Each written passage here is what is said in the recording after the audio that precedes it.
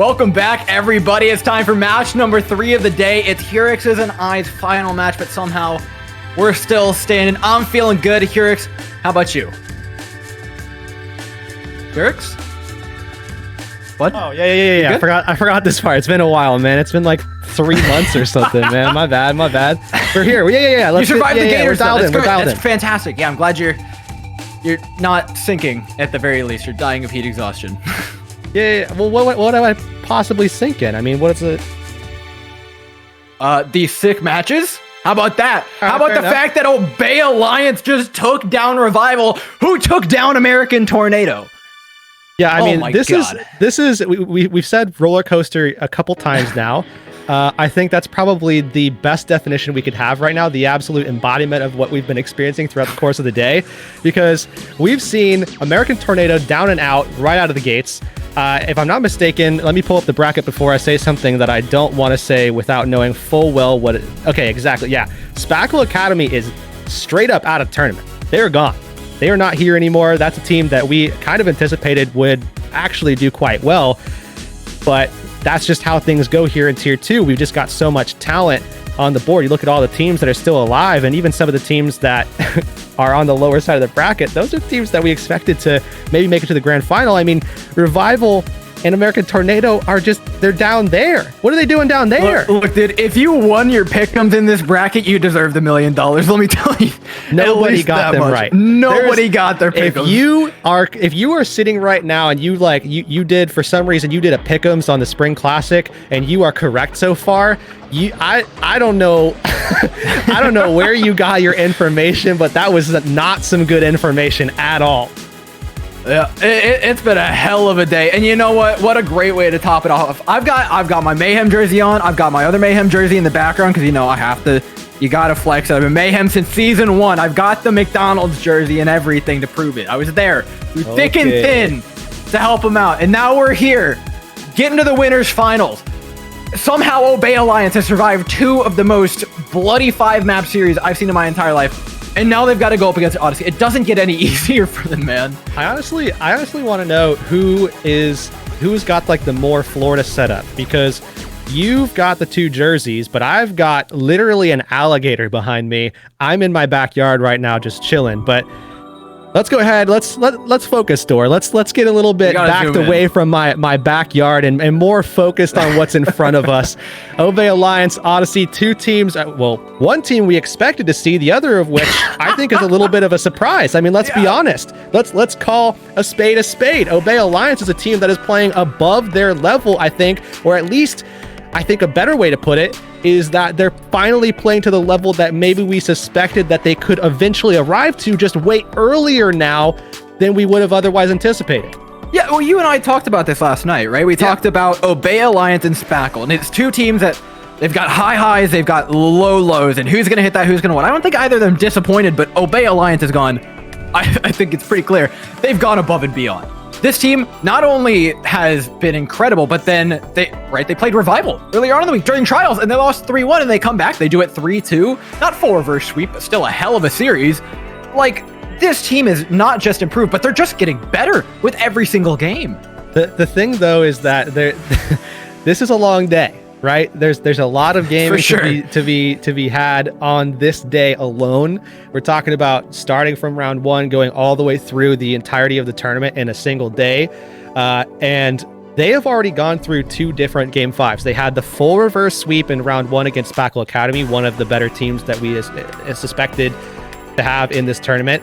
Then they came out, went 1-0 up over Revival, and then were able to string together 2 wins at the very end to complete the journey after going down 2-1. So they've done 2 different 5-map sets, and now they have to hit the reset button and go up against a team, Odyssey, that I think, as good as we thought they were going to be, they seem even better.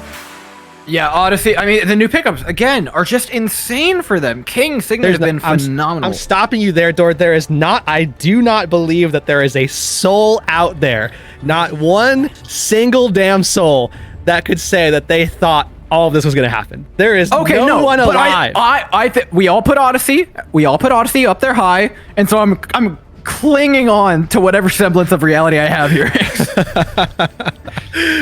Well, I mean, hopefully we can cling on to that for a little bit longer. We still got one match for us to go through, and then of course 3 more to follow with Leg Day and Lemon Kiwi. So before we get started, a little bit of a stop here, a little bit of a pause, but we can at least kind of take a gander, a quick look at what we saw from the 2 teams with compositionally. Odyssey coming out with a dive, Obey Alliance actually having Matt Merck the opportunity to pull out the wrecking ball for him.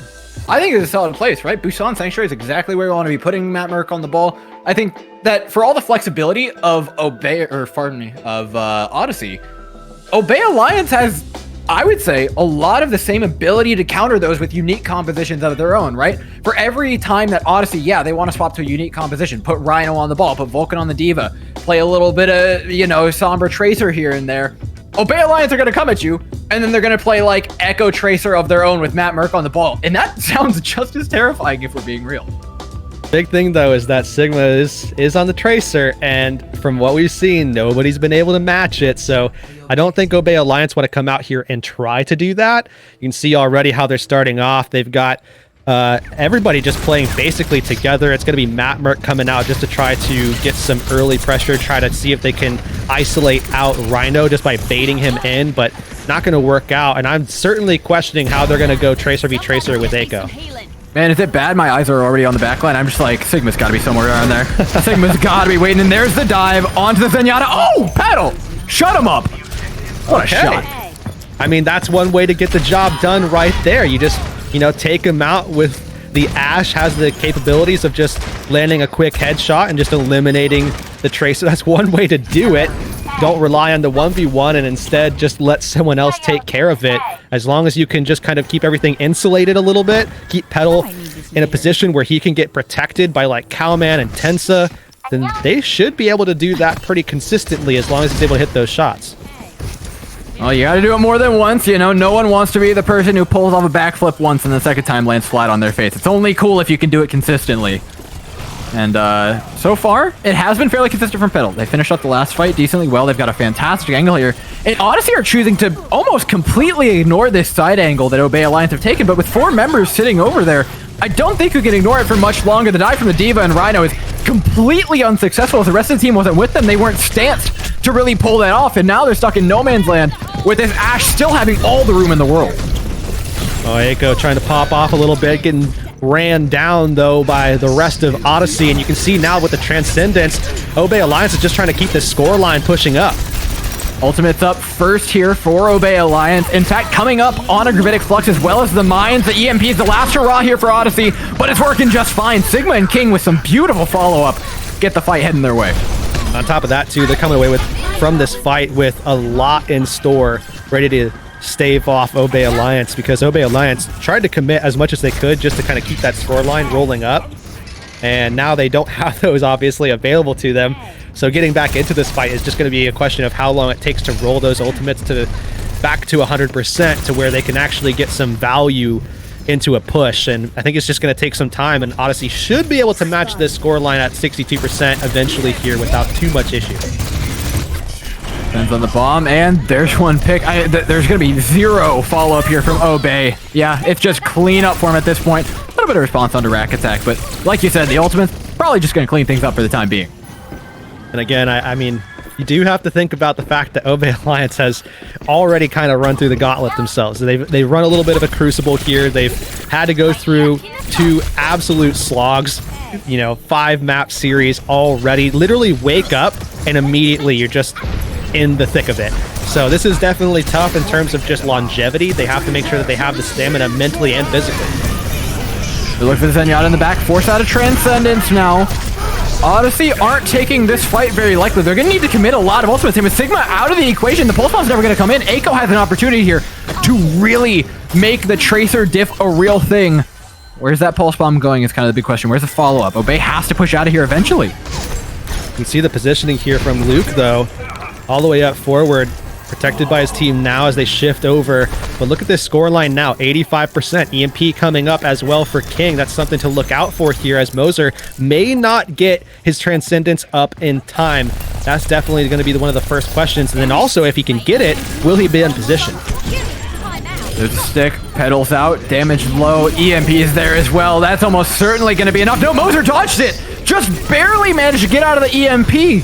That or short range, either way, it maintains the point for the time being, but Odyssey still have pretty firm control here, with Luke Mino still being alive to put that Discord on every single target that Sigma looks to take down. Yeah, the issue was that they already lost Pedal, so that was most of their damage, and then still lost Cowman in spite of the fact that the Transcendence came out, so Odyssey, no problem. 100 to 62, just were able to get that flip and hold on throughout. And again, I think really it kind of came down to the economy at the end of the day, where we saw Obey Alliance committing a lot, then they didn't have anything to get back onto the point.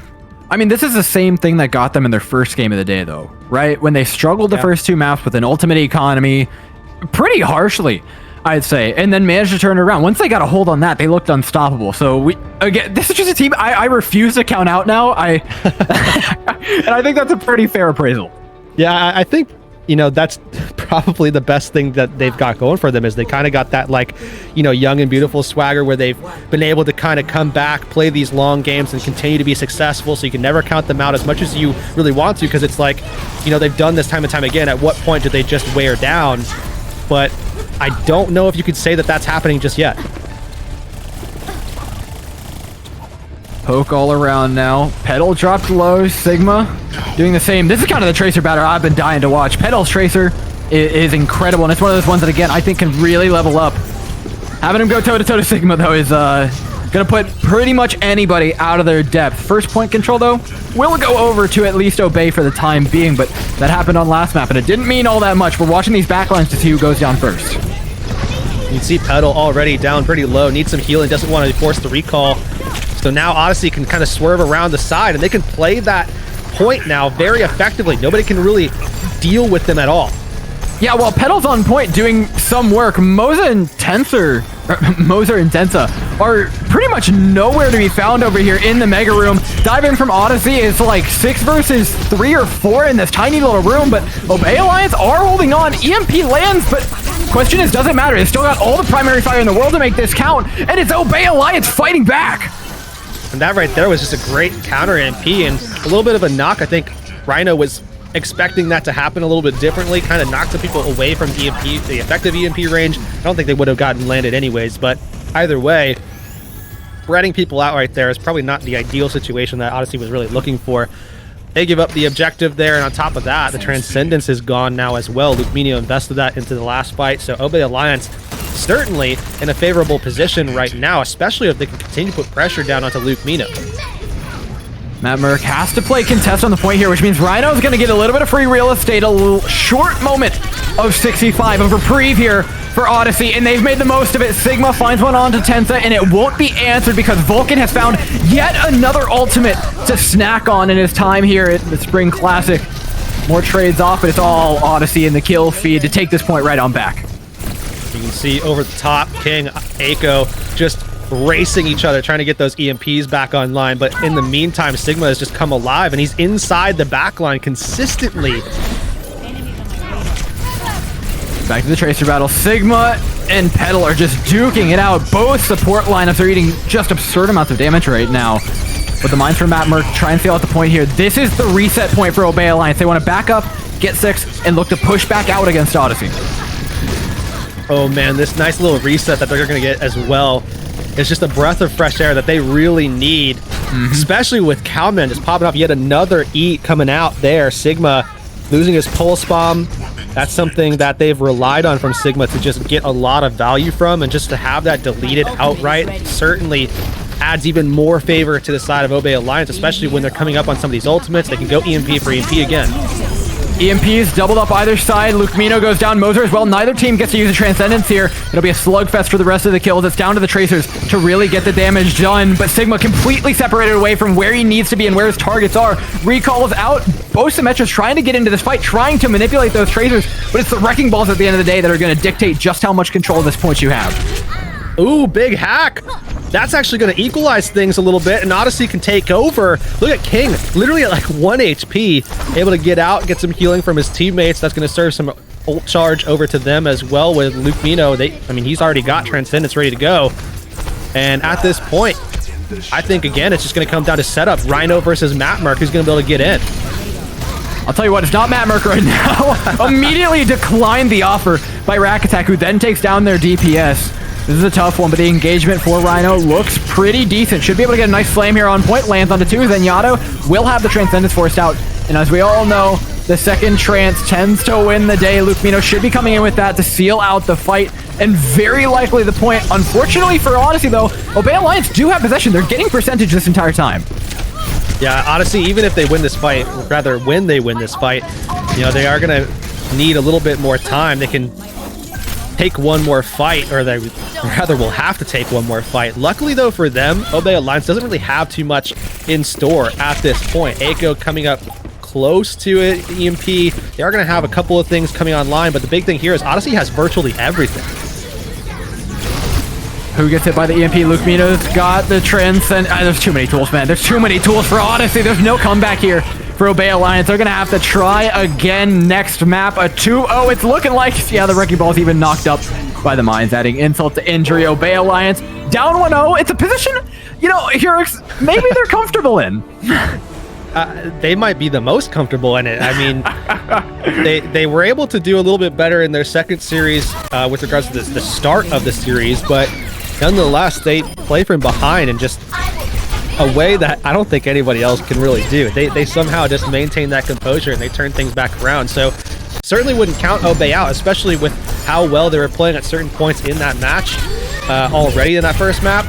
And in spite of the fact that Sigma is certainly doing a lot, I don't feel like Petal isn't doing a lot. You know what I mean? Like, I feel like they're not taking that 1v1 that a lot of teams get caught up in, and they're having Petal go off and do things on his own, and they're just trying to race. It's certainly serving them a lot better than what other teams have tried to do against Odyssey so far.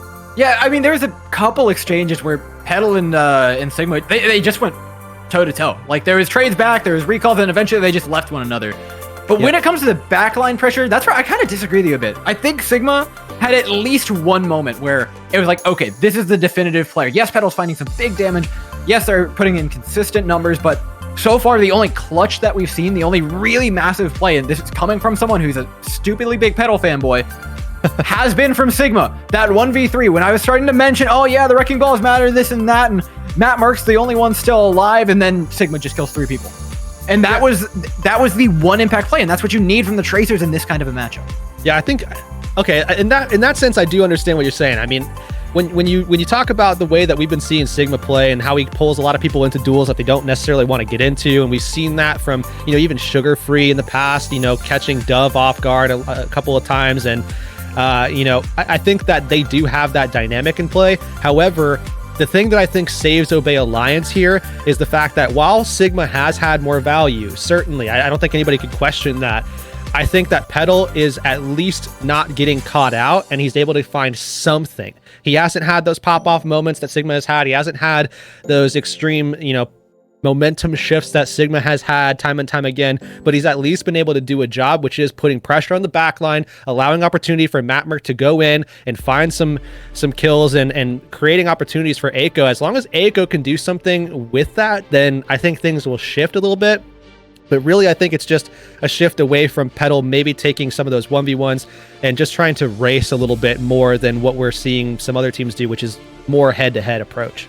Yeah, and in that regard, I would say, like, as far as it goes playing into Sigma, I think Petal's doing a good job. But let's shift our view away from that. Let's look at the rest of the team, because that's where I think that Obey Alliance is actually, like, really holding their ground. Map number 1 of Control, not great for them, but I don't think it ever has been. It's about how quickly does Obey learn. And that's the big question here, because then we went to map 2 with significant improvement. And knowing Obey Alliance, that trend only really keeps going.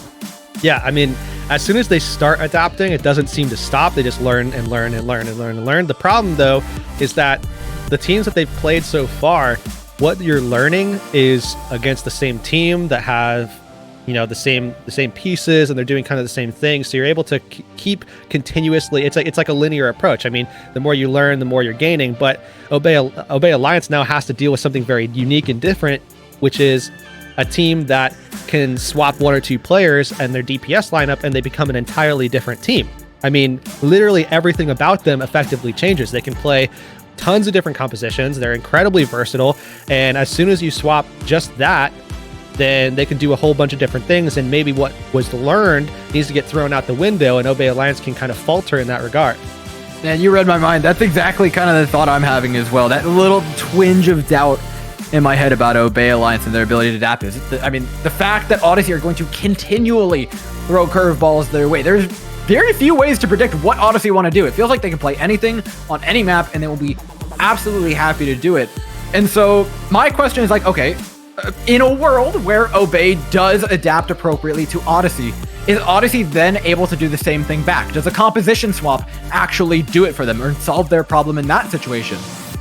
Yeah, I mean, it's tough to say, especially given the fact that we don't even know what kind of composition swaps Odyssey is going to be able to pull out, depending upon the map that we see. I mean, again, you only really know once you get into the map, because Odyssey can do so many different things.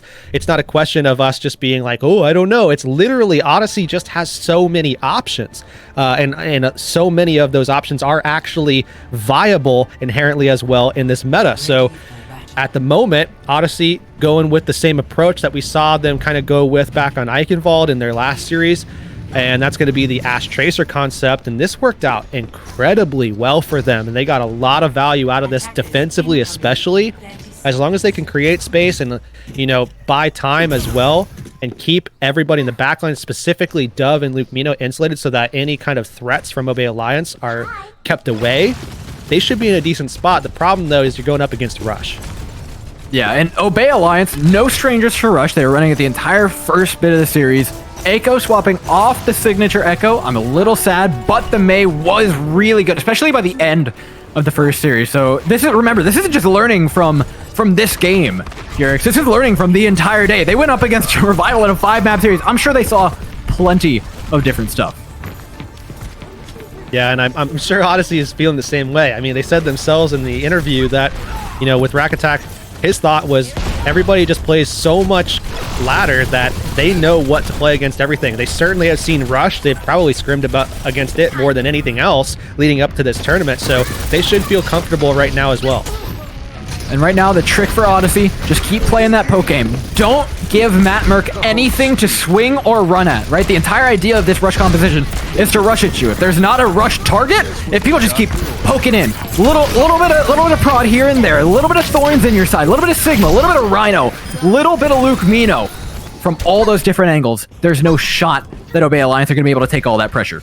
And think about the value that they just got out of Sigma on Tracer as well. Rhino didn't even dive in. Sigma effectively did that on his own. A little bit of, you know, poking and prodding from other players to kind of set things up, but he dove in and found that kill on Moser almost instantly. And that's the game plan for Moses. Big swaps, though, for Obey. Over to Double Bubble. Oh, boy. I'm here for this. Sigma is not. I mean, at this stage, Thor, I feel like you definitely need some kind of answer here. And Obey, they had the McCree before, but Sigma just stayed away from it, didn't get the flash, kind of forced out some of those flashbangs, and they were just forced to swap. So now you just have Petal going back over to the Ash. They found that one headshot kill to delete him, but other than that, they haven't had much success. I mean, it seems like just a full fundamental comp swap, right? It's not just Petal denying space here. It's also Matt Merck and Cowman who now want to target their supports a little bit more, who don't want to get poked at, who want to take the fight to Odyssey. There's a big fundamental change in that regard. It's no longer one team in the driver's seat. It's dive, counter dive for these teams. And let's see who can find the jab to the kidney. Is it the bomb over top? No is the answer. Nothing found. Dive in for Matt Merck. That is a chunky bit of damage, but the Transcendence is there to keep everybody alive as Luke Mino pops an easy one for Odyssey. And at this stage now, Sigma's coming back in. Aiko's doing the same, and might just be a race to the back line in this next fight because Luke Mino can't keep them alive with the Transcendence, so Obey Alliance might want to go in there. They know they have the health reset as well for Primal Rage on Matt Merck, so I think being aggressive, you have that allowance now, certainly hyper-aggressive, you have that allowance now if you're Obey Alliance, and Odyssey are going to have to kind of just race against that. Certainly Sigma, at least, is going to. Oh, Sigma. This could be gross. Oh, spotted out by Eiko. That is a very fortunate thing. No one's going to be walking out of that door anytime soon. They know exactly what's on the other side, but are they ready for it? Pulse bomb. It still sticks. How does he get away with it, Urix?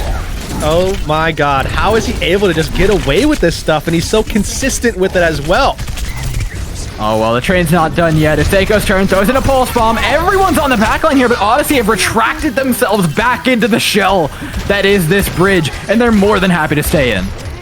And on top of the window, too, they're just losing bodies. Dove able to find those headshots as soon as Tensa's shield just gets ripped down. So much pressure coming in from Odyssey, and while this isn't necessarily a spam composition, it's effectively becoming one. They're just throwing so much damage before Obey can dive in. Well, speaking of Obey diving, and they do have the space, they've got a nanoed up Monkey. They don't have a Tracer anymore, though, as Aiko's down, with Cowman down as well. There's no support to help this Monkey stay alive. Matt Merck is absolutely finished. And Obey Alliance have made 73 meters worth of progression on a Rialto. This is not what we wanted to see for them. Yeah, this is a tough stop here, especially as Aiko needs to touch. He's going to be actually killed. At first, it was just going to be a recall gone, and that's not what you want, but now he's just full dead.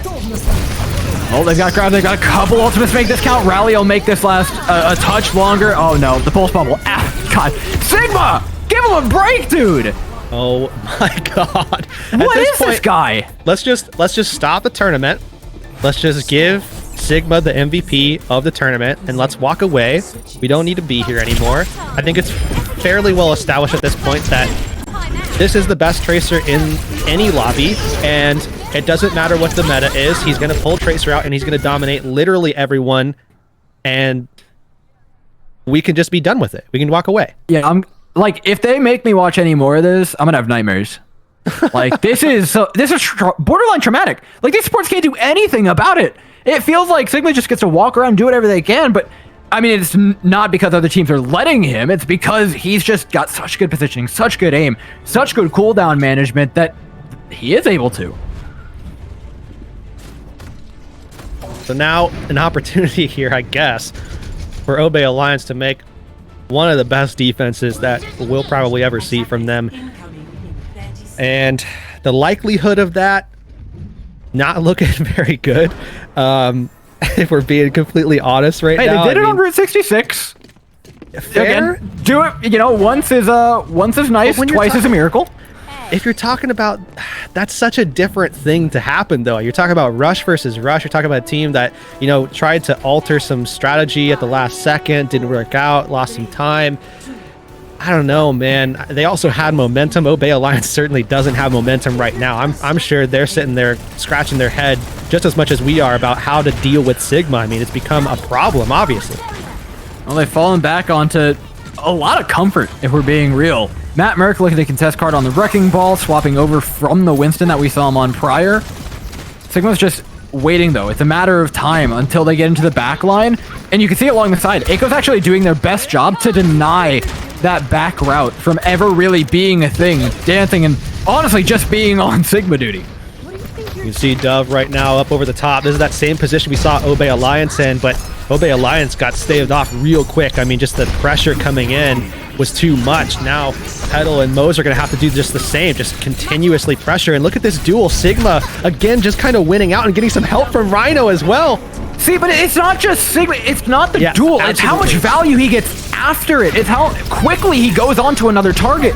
The damage per minute on this Tracer is through the roof. Yes, they're deadly, but they're so active on the map. The second they're off one support, they're onto your tanks, and then they're onto your DPS, and then they're going back to your supports, and you just can't keep everybody safe at once. It's ridiculous. Yeah, I mean, any fans of World of Warcraft out there probably thinking about uptime right now, just literally percent uptime, just the amount of time that you're stuck onto something. Sigma is like 100%. The entire time he is on someone, there's almost no passive play at all. He's constantly providing pressure, and that's something, you know, when it's unrelenting like that, it's very difficult to deal with because there aren't those ebbs and flows that you see a lot with dives where you see a team go in, you know, like a soft dive approach, and they have to pull back, wait for cooldowns, and they go in again, and those moments of reprieve that kind of give you that ability to stabilize. Well, there's literally none when it seems like, at least when you're playing against Sigma. He's just constantly on top of you, and it's so hard to be aware of which angle he's going to take, you know, what kind of threats you're going to get outside of just Sigma, because sometimes Rhino's going to get involved as well. That makes it so difficult to deal with Odyssey as a whole. Yeah, I feel like even if you take Sigma out of this roster, I'm still terrified. Yeah, like 100%. And yet here we are with this kind of roster, with this kind of dominance, and all we can do is sing the praises of Sigma. And I genuinely don't know how on earth people are meant to contest this. Obey's got one more shot. They have to find an adaptation. We know they're good at doing that, but it's up against what might be one of the strongest forces we've seen yet today. Ladies and gentlemen, we'll be back for game number 3 in just a bit.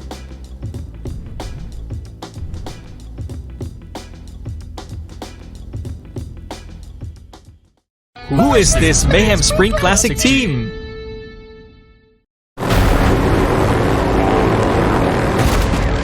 Attention! It's enough. This has gone on way too long. If we're gonna win this thing, we've got to go big.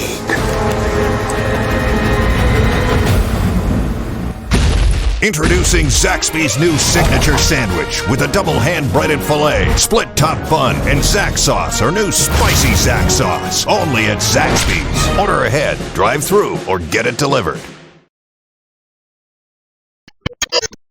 This is the Mountain Everest Max. It is a fully hot swap, customizable, modular keyboard that really pulls off something special that no other keyboard has done in the past with these certain add-on pieces. That not only can you add them and take them off as you please, but you can put them on whatever side of the keyboard you want. But the big selling point with this is the add-on modules. They have the numpad with LCD screens and a media dock. So the option is completely yours to configure this keyboard however you want to use it. You can build it all up to its Everest Max version. Just use the media dock if you want to have a smaller, compact layout, or change up the sides. If you want to use this completely on the left side, if you're a lefty, you have complete freedom to change this, configure it however you want. And that's the overall beauty of a modular keyboard like this. Everest really has something special here.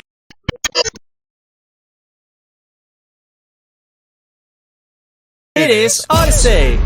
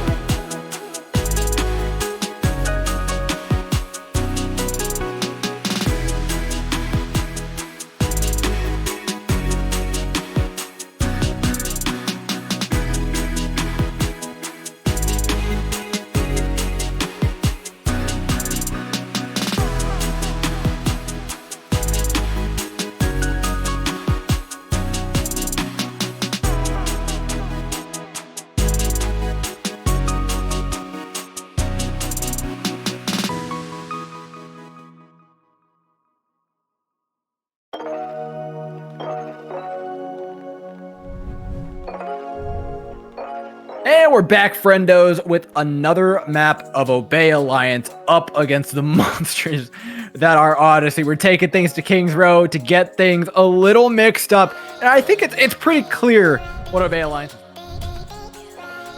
Yeah, I think Obey Alliance, certainly you go to the rush and you try to see what you can get done against a team that has certainly established themselves as a Swiss Army knife of sorts.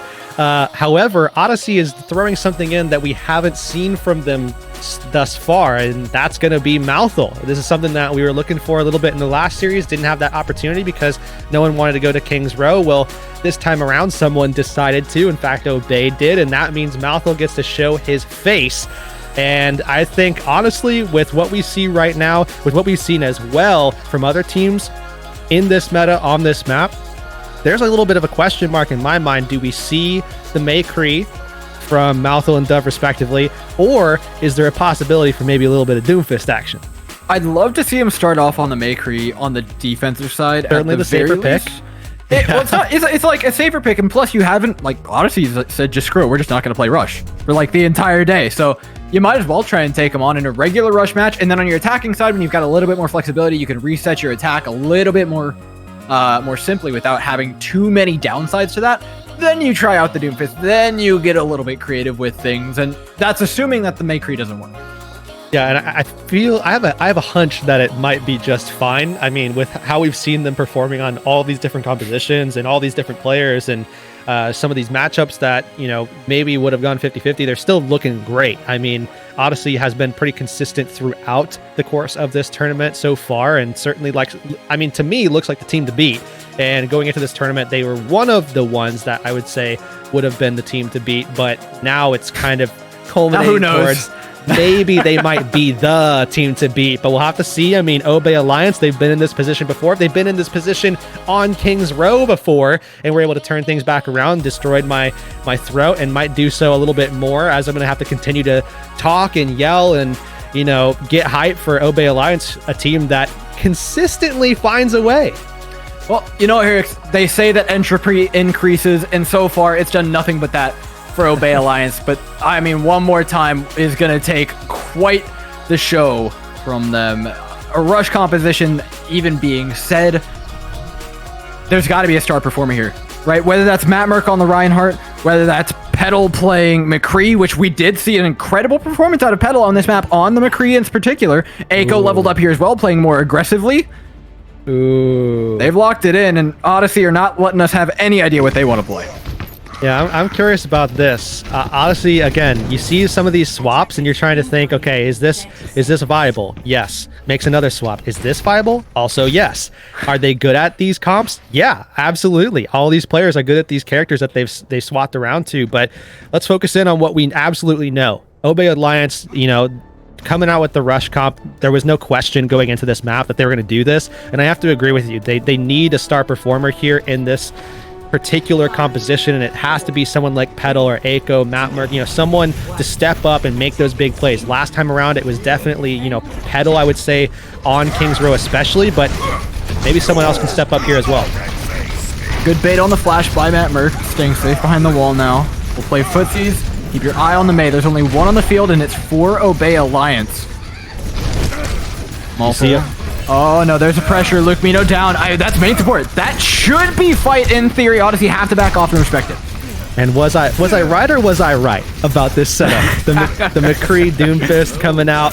Odyssey, of course, incorporating Malthus' skill set exactly as they know best. And Doomfist is one of those characters that not too many people can match him on. And certainly we saw a little bit of some struggling early on with Dynasty playing of this character. Maybe Malthus can have a different outlook here.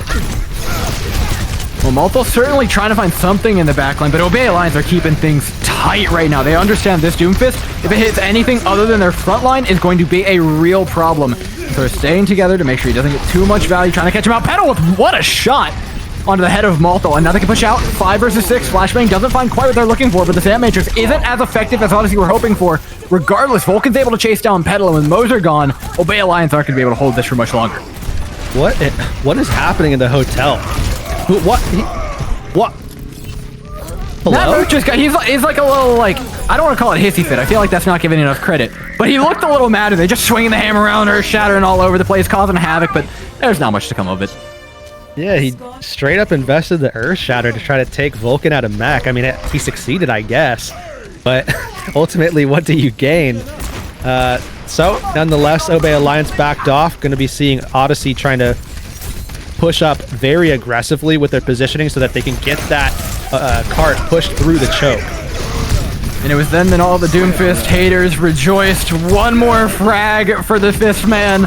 And there's only so much you can do when you're lacking a player like that. Malthus has been quite the impression on Obey Alliance.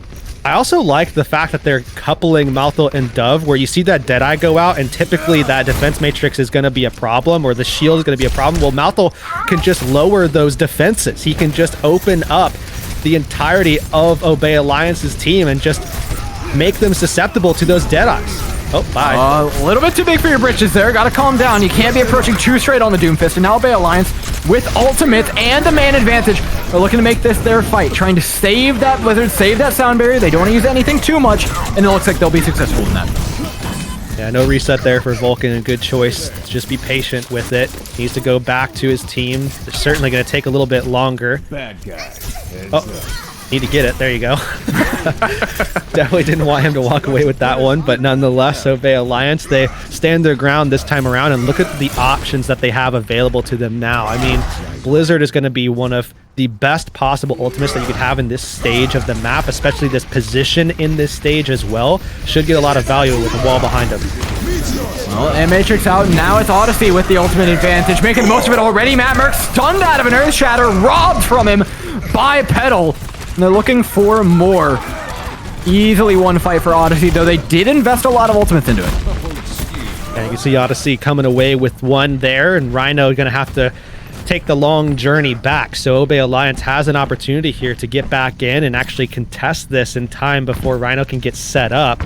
And I think that's going to be the choice that they take, especially given the fact that they can sound barrier in, get into position a little bit more safely. Safely has never been a word in Obey Alliance's dictionary. I'm sorry, Herix. I'll make space with the Deadeye, but you're never sure about this Doomfist. Where's Multo coming from? Feels like they found him out. They've got the Shatter online. Rhino's found the ground in the back line. Great sound barrier, though, will be keeping alive for the time being. Obey Alliance are still up and on their feet. And with Petal going off the back line and no one else to dive him, it should be free real estate to hold on to this card.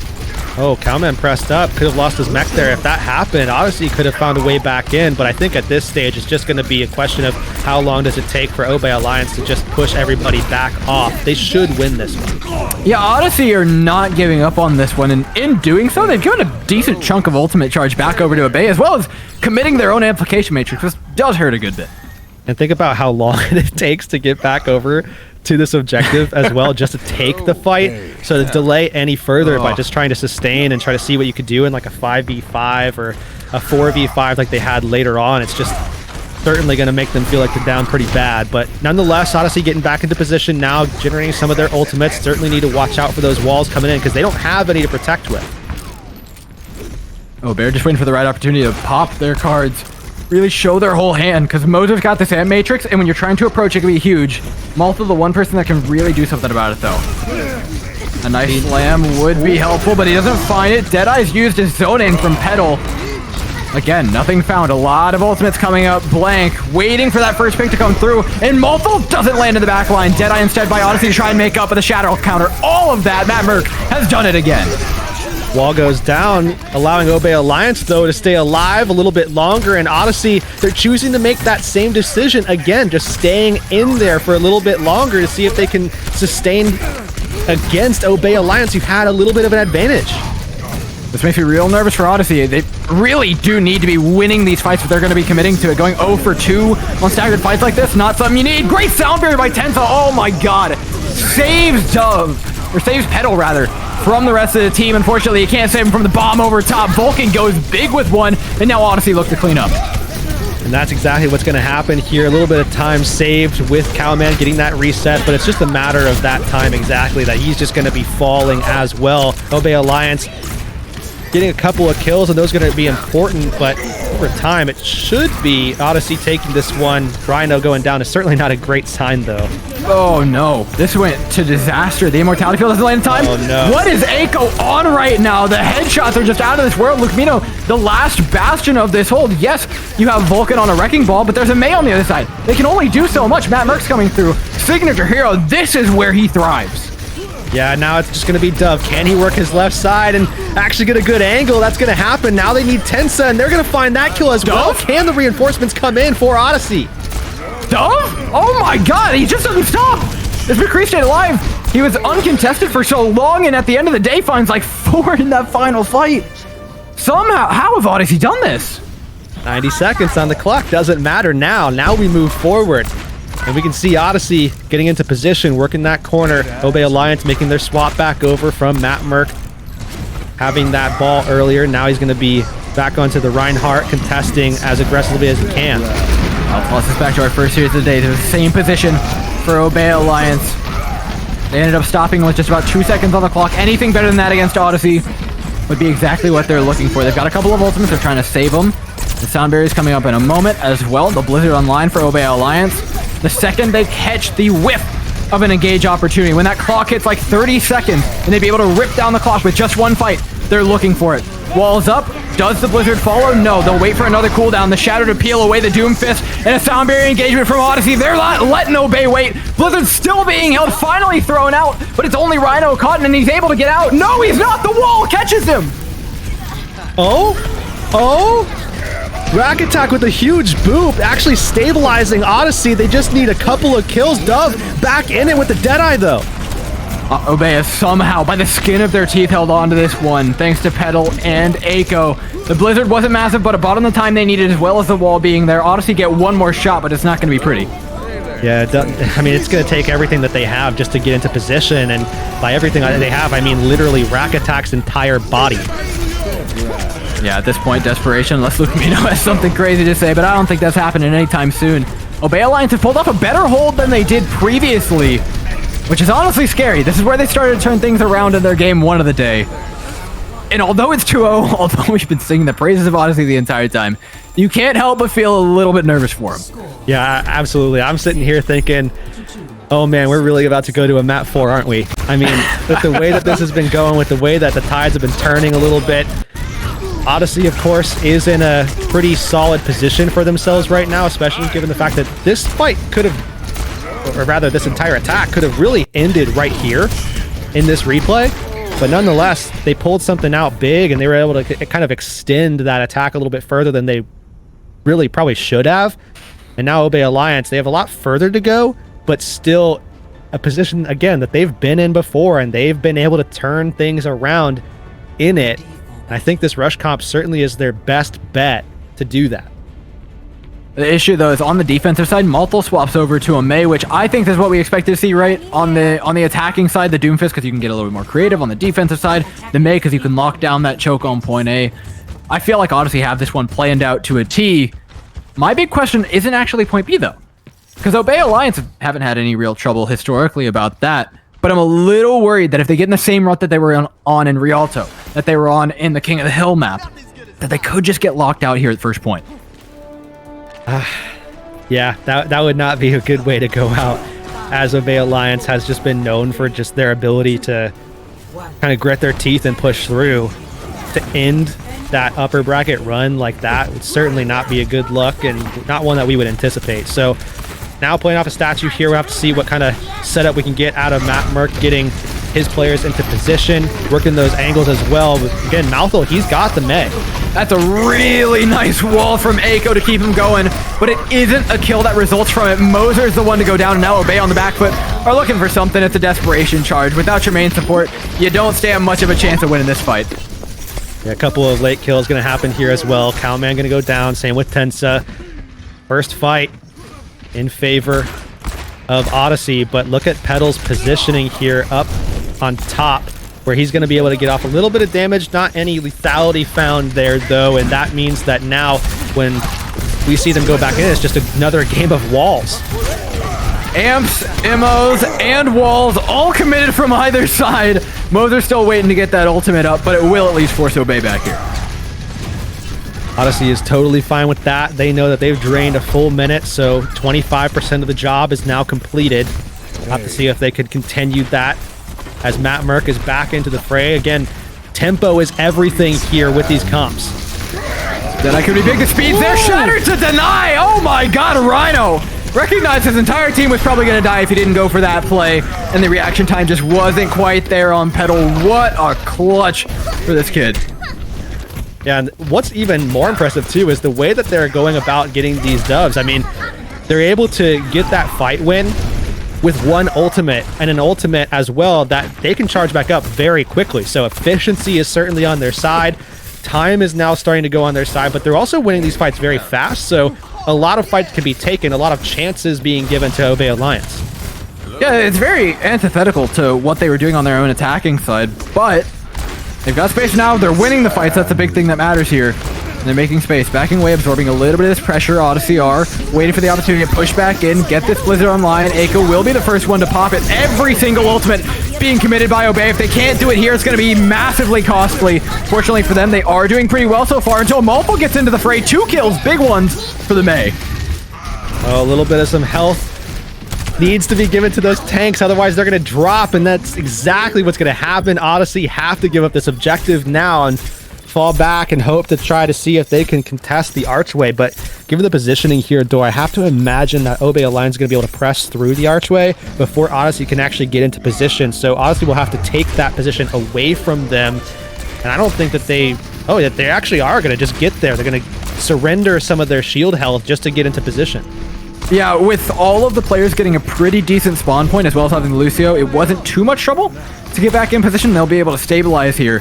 The issue is they don't have any ultimates to stabilize with. If Matt Merck hits this Shatter, there is not an answer in the world that is going to save them right now. So a lot of pressure's on Rhino to save this. The flash rings out, but they don't capitalize with the Shatter. The shield's not broken. Matt Merck gets a little bit too nervous in the front line and lets it rip too early. Obey Alliance running out of ultimates to win this fight with, and now it's Odyssey's turn to fight back.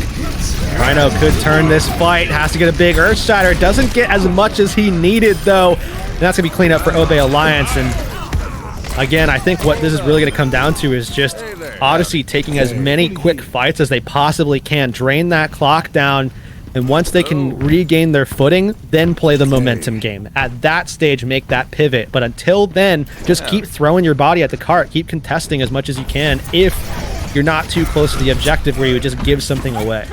Yeah, if nothing else, they're playing a pretty strong time game, right? They took a lot of that clock off on point A. They're looking to do the same thing here on point B. But at some point, you're right, they have to stabilize. They've got to find the gap. They'll use the up matrix to at least get them that precedence back up on the cart. But they need a big game-changing ultimate. Right now, it'll be the self-destruct from Cowman catching 3 in the back line. Completely naked Hurix. Cowman's done it.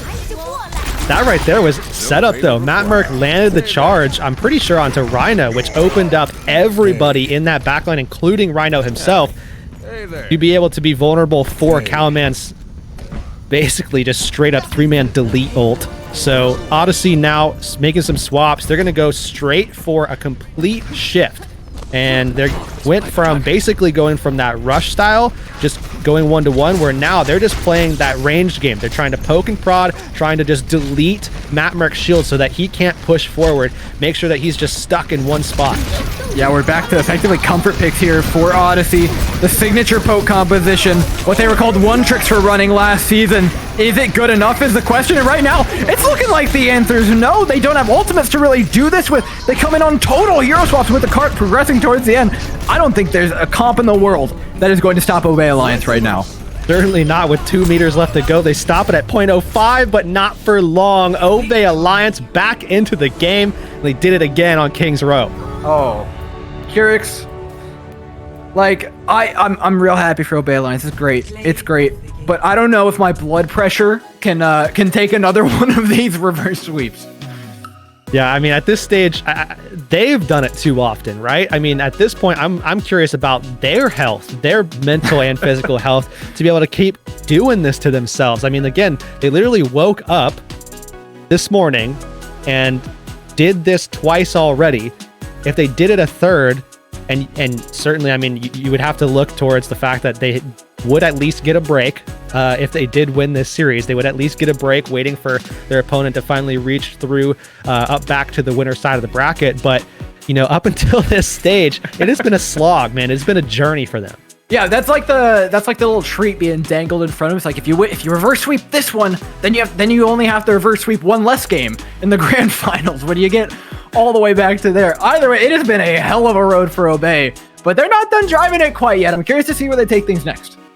Yeah, at this stage, I would have to imagine that Odyssey is just going to go to a map where they can bring out the dive, put Sigma back in, and they're just going to try to go with that tracer dive route. I think that's probably the safest bet for them at this point, and one that if I was coaching them, I would probably throw in. Yeah, there's one key consistent thing through every single one of Odyssey's 1 maps. It's that Sigma just deletes the enemy team. And yes, they look good without him, and that's what makes this team so scary, is that they still can contest without Sigma. But throw that back on top, and it feels like it's just enough. It's that straw that breaks the Obey Alliance camel's back. And in that regard, I don't think it's any surprise to see that Sigma's probably getting swapped back in here for Oasis. Yeah, I would have to imagine that they take Malthal out and put him back in, just run Dove Sigma. It's something that they've done, or maybe even King Sigma is a possibility as well. I mean, there are certainly a lot of options. You could leave Malthal in with Sigma. I mean, there's so many different things that you could do here. And again, that's what makes this team so dangerous. But either way, I think if I was betting on something to work, I would be putting in Sigma on a control map. Just play Tracer and see what you can get done. It doesn't matter if you have, Dove, King, or Malthal going in. As long as Sigma's there, as long as you're playing the dive, I think that's probably the best possible scenario for you. Yeah, and I mean, this is the same map that we initially saw Sigma on today, back with, I think, the triple pulse bomb, as well as King alongside Sigma, just going ham on the Pharah. Like, stupid amounts of ham on the opposing team. And when you add that kind of pressure on top of things, Obey Alliance, it's not a test of, okay, yes, we're looking for the star player here, but then their team play starts getting pushed to the edge. Then it's like, okay, can we deal with two threats at once? Can we deal with Rhino diving us and Sigma? And then pressure from Rockets, which just... oh my god, this Odyssey team is too much to handle.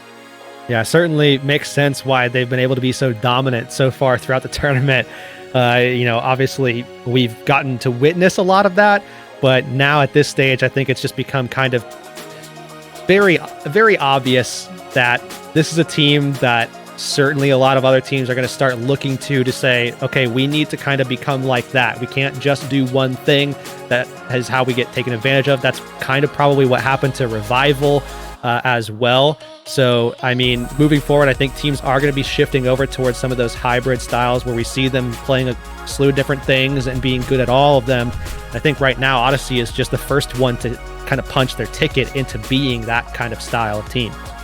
And that's the big question, right? We've seen kind of all of the big teams, save for American Tornado, who have somehow dodged the broadcast by getting sent down to losers bracket early. I'm sure we'll catch some more of them later. Don't worry, we'll get our taste of, NA attendees. We'll get the American Tornado in there eventually. But until right now, that's the one of the quote unquote top three teams we expected to see here that we haven't gotten to see perform. And if that's the lowest, man, I'm more than excited for this season to contend. I have an update on that, by the way. Uh-oh. No, wait. You don't say it like that. What is it?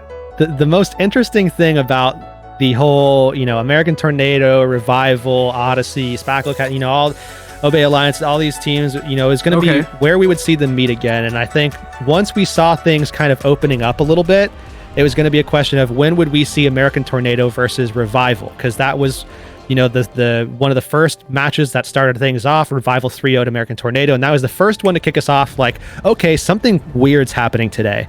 But some things are happening that are even weirder. Remember, Odyssey 3-0 Dark Mode. Dark Mode is up 2-1 over American Tornado. American Tornado might be down and out if they can't come back around. I mean, they're going to be gone, and we won't see that Revival versus American Tornado matchup that was looking to kind of happen and be on stream as the next game. I have no words, man. This tournament makes zero sense, but that in a good way, in a very good way. Things are getting a little crazy around here. So let's see if Obey can keep getting crazier with it. 2-1. Scoreline looking to take things into another reverse sweep, another miracle. It would take Kings back on Sombra, Sigma's back on Tracer, on what feels like a victory lap for these two on Oasis. They have just dominated on this map in particular, but so far have not found that much value with Rhino out of the question. Is this the opening that Obey Alliance need? Well, they can dive in and find some of that value onto Moser, but Moser says no thank you. Moser still finding his way through, frontlining on the Zen, just keeps walking forward. I mean, when Sigma's out of the game, there's very little that the Zen has to worry about.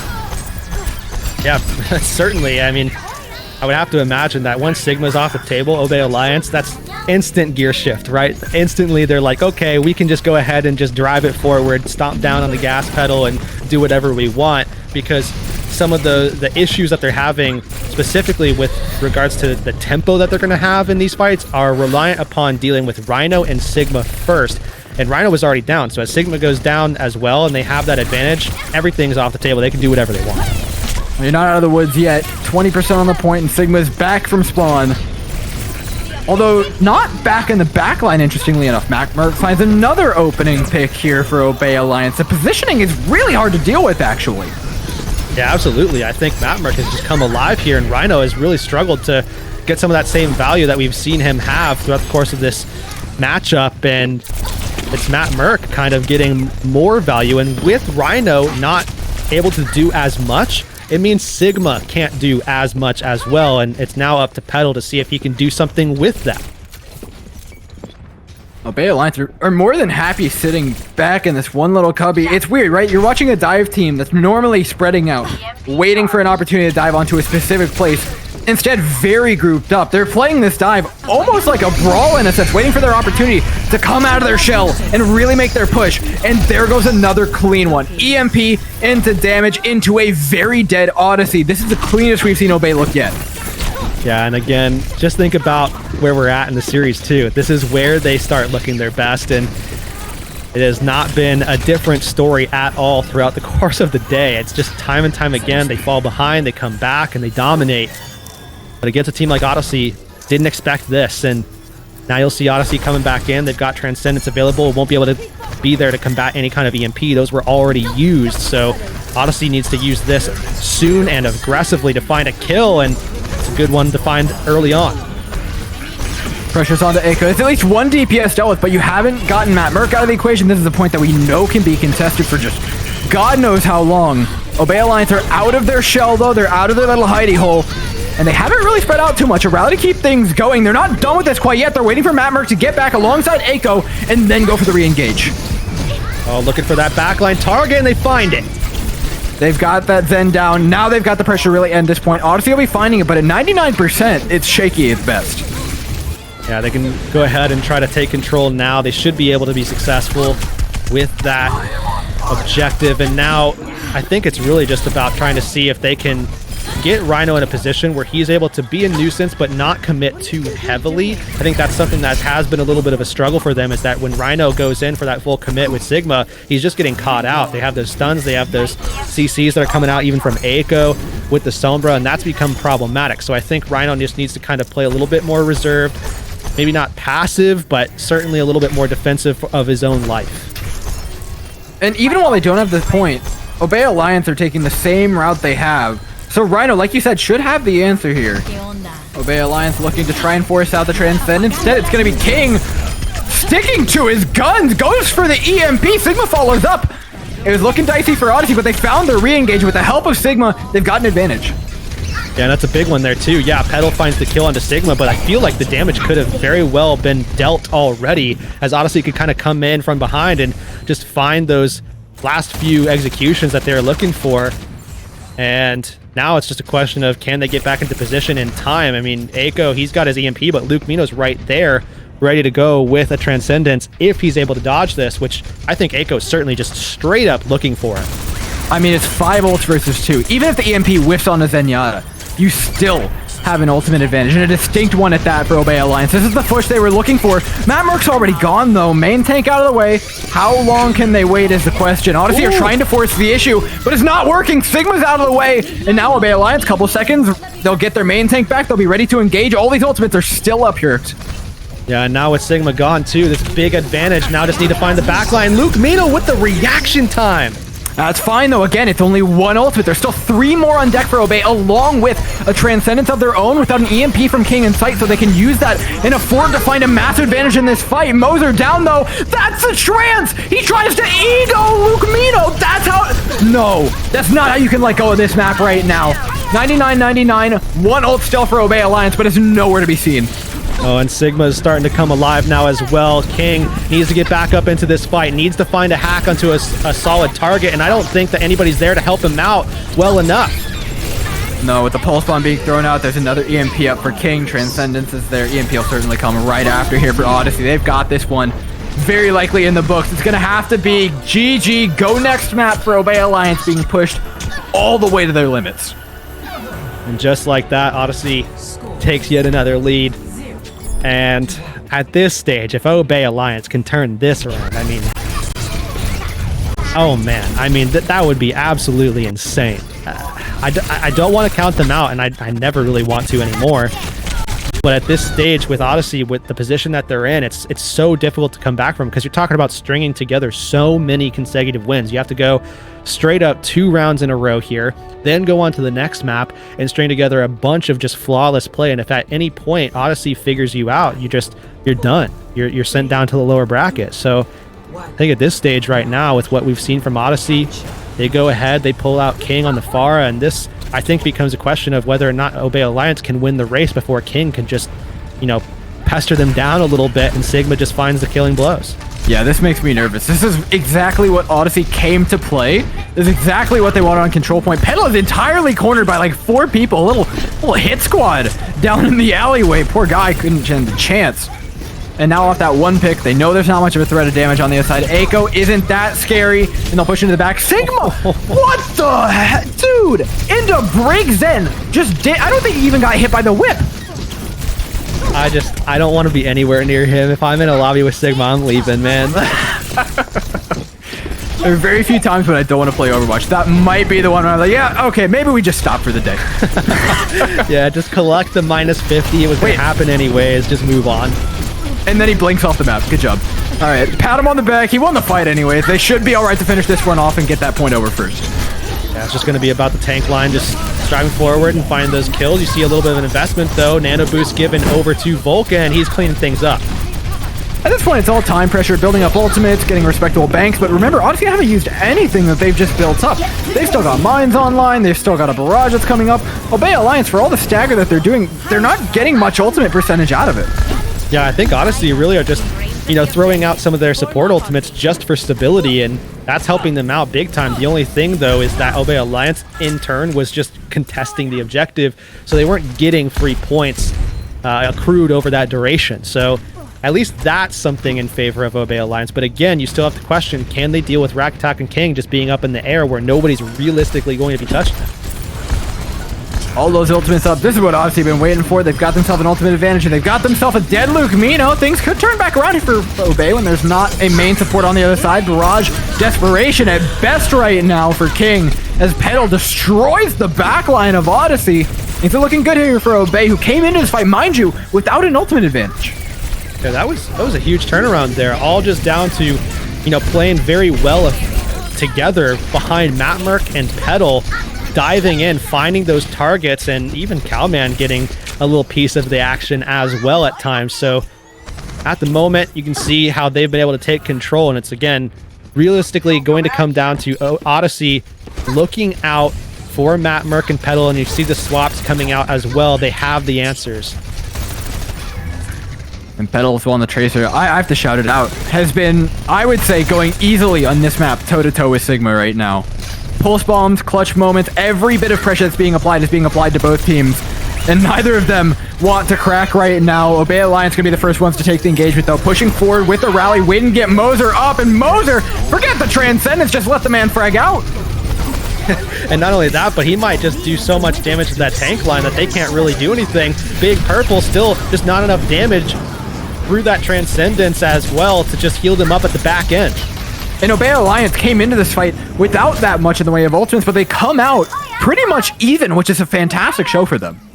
Yeah, now they can turn things back around, and they're going to have the EMP up far sooner than Odyssey, and that's a big deal, especially because Transcendences are just completely out. There's no support ultimates to sustain through the EMPs, so EMP landing is probably going to be a kill. But the big question here is, is one fight win from an EMP enough to get you through the rest of this map? And I think the answer to that is a pretty firm no. They've got to win 2 against Odyssey right now, if Odyssey choose to push in quickly. But they're being held back. Mattmerk's making a ton of space, dying for it, though, as Obey Alliance look for an opportunity here in the backline. Echo's trying for some sort of EMP, but there's just not really a good opportunity. And a lot of kills happening too quickly for Echo to be able to turn back around and make the EMP happen. So the advantage that they had with regard to the EMP is now gone. They have King on the other side ready to go with one pretty soon here. He's only 5% away, and on Sombra, I mean, that's nothing. So Obey Alliance now have kind of given up that one advantage that they were really going to be able to rely on to, capture one of the 2 wins that they really needed. And it's the EMP battle that's going to decide this fight at the end of the day, but it's not the end of the road for Odyssey. Even if they do win off the back of an EMP, there's still more fighting to go. Obey Alliance have a lot of ultimates to boot. EMP misses onto Luke Mito, but it will hit Rack Attack, sending them packing. King still has an EMP and uses it? Yep. All right, they're full committed to this fight. Odyssey are not going to let this one go at any cost. Sigma dropped low in a corner now. Tensa turns the tables on him, and now the health pack picked up. Tracer versus Tracer on point. Who's getting more value here, Petal or Sigma? Oh, it seems like already that uptime is certainly hampering Obey Alliance, as now you're going to see a little bit of a 1v1. They actually flipped the point there successfully, and now it's going to come down to this. Potentially the last fight of this series if Odyssey can close out. Transcendence available, but they're really going to be relying on those support ultimates a lot. It's then all down to setup. Where is that dive going to go in at? Mirrored ult for either side, looking to mine behind. Give Luke Mito nowhere to go. Force out that Transcendence early because Moser has already used theirs. There's a huge advantage for Odyssey. Now they get to move forward with the help of all that healing. No threat of even going down in this Matt Merc. No shields. Petal dropped low in the worst time pause maybe of all time here, Ix. Oh no, dude. Oh no, it did not just pause right there. We're in overtime right now. Odyssey taking over. It's 99-90, and it's oh my god, we're back. Kill. They didn't get the kill on Matt Merc. Okay, Sigma's dead. Wait, Sigma fell off the map. Vulcan's down. Obey Alliance have one ultimate. Let's get a grip here on things. Rhino's gonna come back in with mines. They have a recontest option. Petal's got a pulse bomb to land, but so does Sigma. There's options here for Odyssey to get back into this fight, but they got to do it quick. And not only that, but there's armor on the board for Obey Alliance. They have to get mine kills, or there's no way in. EMP's coming back up. Are they in position in time? King's got it. I think Moser knows. I think Moser's avoiding it at all costs. Eiko has a counter EMP here. Eiko did not get hit in the back line. There's a counter engage. There it is. Everybody gets hit for Eiko's EMP. Sigma's got the follow-up, though. It trades back and forth. Neither of these teams letting anybody have any sort of foothold for the Spring Classic. Both of them want that winner spot. But there it is. The definitive kill. Sigma onto Petal. Establishes himself finally in the series. And it might just be the one thing that Odyssey was looking for to end it all. Oh my god, my heart, Dor.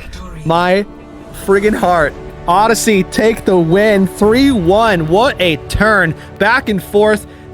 Obey Alliance had probably one of the most fortunate pause timings of all time. Turned to fight, and then somehow Odyssey got in on an armored up Obey Alliance to take the dub, and Sigma came alive just when they needed him to. It feels so fitting that the penultimate kill was Sigma on the Petal after that entire game, after Petal came so close. It turns out that no one can really challenge that throne. Yeah, and then the last one was just an instant follow-up onto onto Cowman almost immediately after. Again, talking about the uptime that this guy has is just insane. Virtually nobody can compete with him in that statistic alone.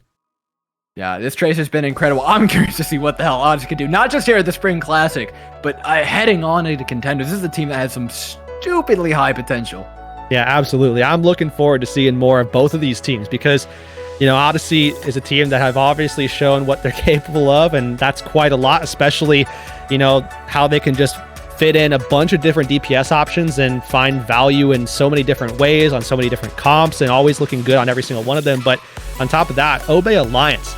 Talked about them being, some diamonds in the rough. We saw their performance on trials a little bit lower than we would have liked to see them. But now here in this tournament, the Mayhem Spring Classic, they're showing out a little bit. They're showing what they're capable of, what we really wanted to see out of them. We're now seeing it, at least to a small degree. I still think that there's more there for Obey Alliance. And they're not done yet. Remember, at the beginning of the day, we ended up going into an interview. I think we talked to Rack Attack, and he's like, yeah, we're throwing the first 2 games for content. Well, would it really be content if you didn't make a losers bracket run at some point, Hurix? It sure wouldn't, man. It sure wouldn't. You got to go through the lower bracket, especially with how stacked that lower bracket is. You still got tons of talent there at the bottom. Yeah, I mean, Revival still alive. American Tornadoes down and out, maybe? I'm not sure on the final score of that one, but things are getting spicy. There's a lot of teams that can come up and contest, and Odyssey is far from done with their run quite yet. They made it through, man. They made it through. American Tornado turned it around. Oh my god. 3-2. Revival moves forward, so we do indeed see that rematch. Tornado versus Revival. Revival won it 3-0. And I do believe that is going to be the next match that you guys see on stream. It won't be with us. It will indeed be with Leg Day and Lemon Kiwi. And certainly they know how to bring all the hype, and that's going to be a very, very hype match for sure. I'll be in just a bit. I expect American Tornado to do better than the first time. They seem like they've powered up. Revival seem like they got a bit of a gut check here from Obey. And there are a lot of people that want revenge and their shot at taking down Obey Alliance. But are they mortal is the question. We'll find out, ladies and gents, in just a bit. We'll be right back.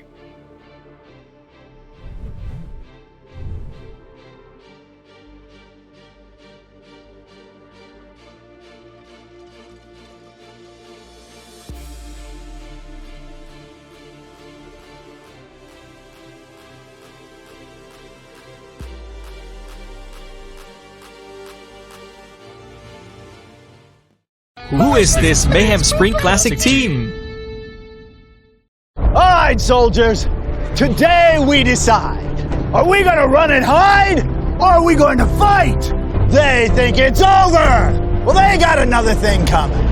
Because today we're going big.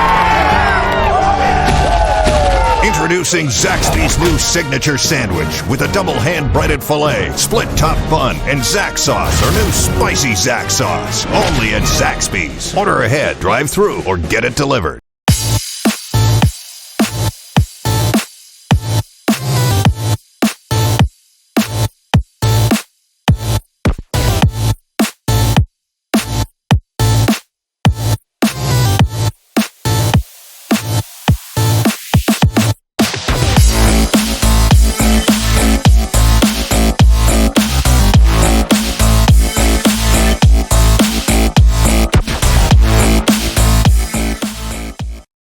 It is Susano!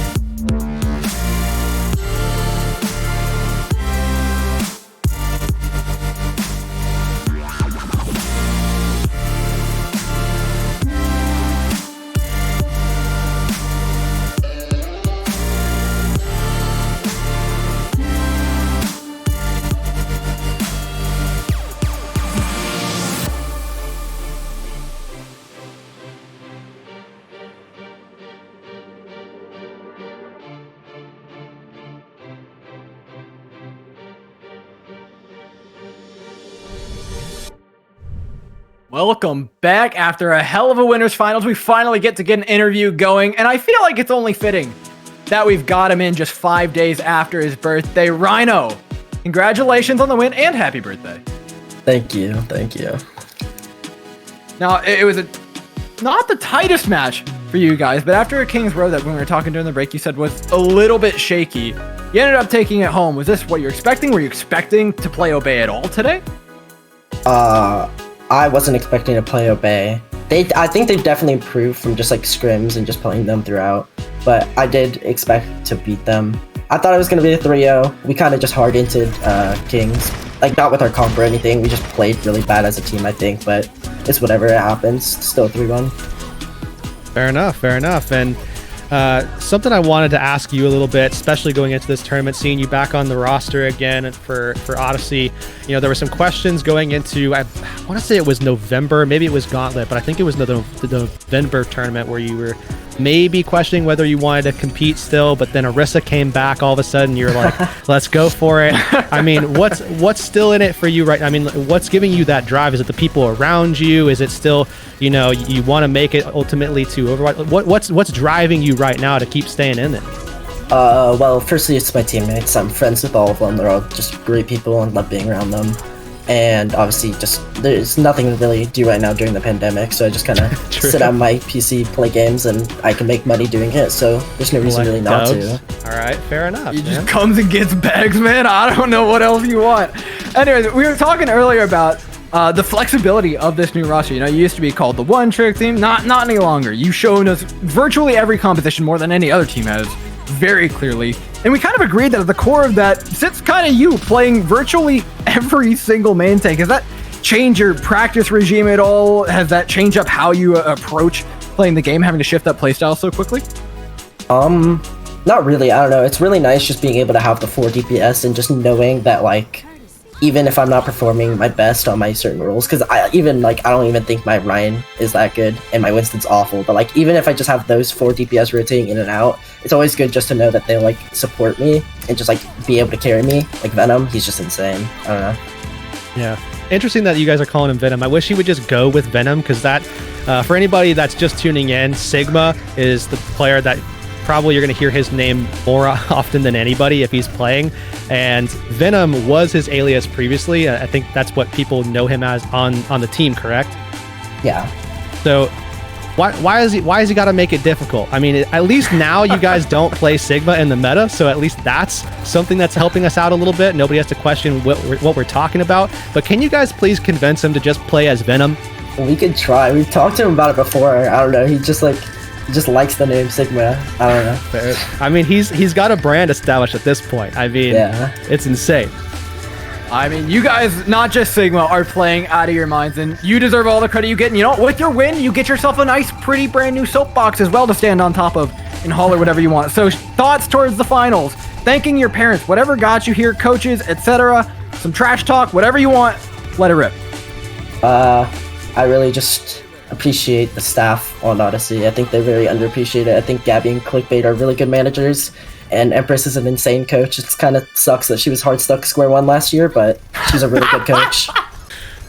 Oh man, I feel you on that one, because there was some talk going on behind the scenes about Empress and what was going on with that turn, because as soon as Empress joined, Square One had that turn. I don't know if you remember, I think it was like August tournament, and a lot of people were saying, you know, it was the coaching staff that made that happen. And to see now Empress on a team where, you know, obviously there's a lot of versatility, some flexibility happening, and there's some success already. It's cool to see, and it's cool to see you have that as well. So first of all, congratulations making it this far, man. Thank you. Best of luck moving forward. Thank you. Yeah, appreciate you popping in for the interview. I'm sure we'll catch you again sometime around finals, whether that's in game or in a call is really up to you, man. So good luck. Thank you. And ladies and gentlemen, that's it for Hurix and I, for the Florida men who got brought here to, you know, bring all the swampiness, the humidity, the bog, the jerseys, all this stuff.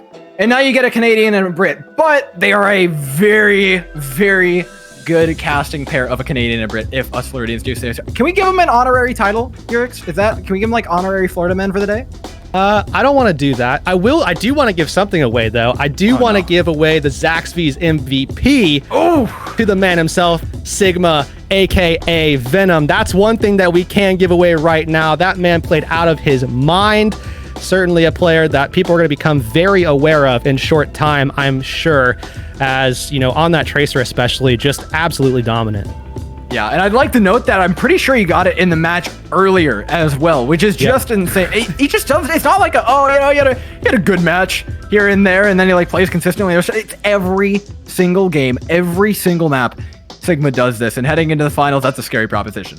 Yeah, especially when you look at the rosters that are still down there. I definitely think that anybody in that position where you're sitting there waiting for your opponent, you should feel confident, but there's still a lot of talent down below that you have to be wary of. I mean, American Tornado, Revival, Obey Alliance is still going down there as well. Any one of those teams could come back up and really put a hamper into what we've seen from Odyssey. Not a lot of time to kind of turn things over as everything's happening in one day, but nonetheless, I think Odyssey's looking good. I think a lot of other teams are looking good, shaping up to look even better throughout the course of the tournament, and they have time to do that. Well, we can speculate all we want, but I've got one thing I can guarantee is that the matches are gonna be damn good. You guys won't want to miss them, so keep yourself tuned.